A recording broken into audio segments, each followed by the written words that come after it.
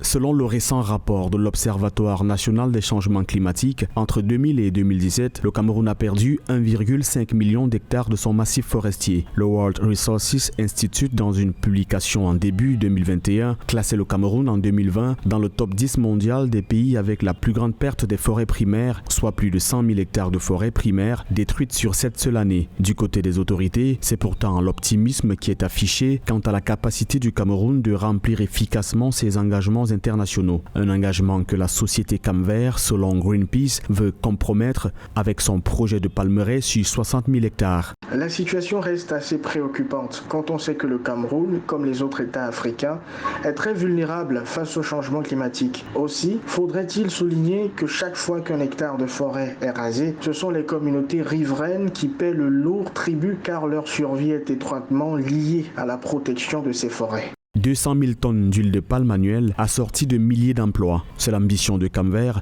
le projet agro-industriel qui vise la création d'un complexe de production et de transformation de l'huile de palme dans les arrondissements de Campo et de Niété au sud Cameroun. Le complexe sera constitué d'une palmeraie industrielle de 50 000 hectares soutenue par des palmeraies communautaires de 5 000 hectares pour les riverains sous contrat avec l'entreprise. 3 unités de transformation d'une capacité minimale chacune de 60 000 tonnes d'huile de palme et 6 000 tonnes d'huile de palmiste sont également prévues. Pour ces promoteurs, il n'est point question d'une atteinte à la préservation de l'environnement.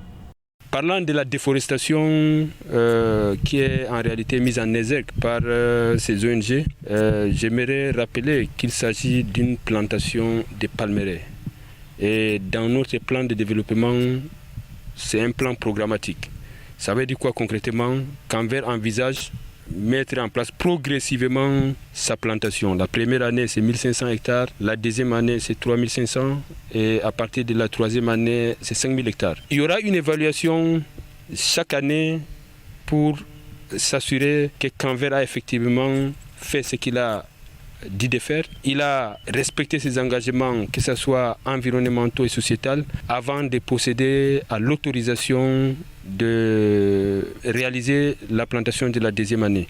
Au Cameroun, la production nationale en huile de palme est de l'ordre de 290 000 tonnes pour une demande qui se situe autour de 235 000, soit un déficit structurel autour de 130 000 tonnes. De même, le pays exporte de l'huile raffinée et du savon, une tendance que compte inverser Camvert. Rainforest Alliance, une ONG américaine qui a pour objectif de préserver la biodiversité et la durabilité, recommande de mettre fin au déficit structurel du Cameroun et d'autres pays africains tout en conservant le potentiel productif. Ceci en évitant les dysfonctionnements au niveau du climat, les problèmes sociaux, l'exploitation des enfants, les problèmes fonciers dans la communauté.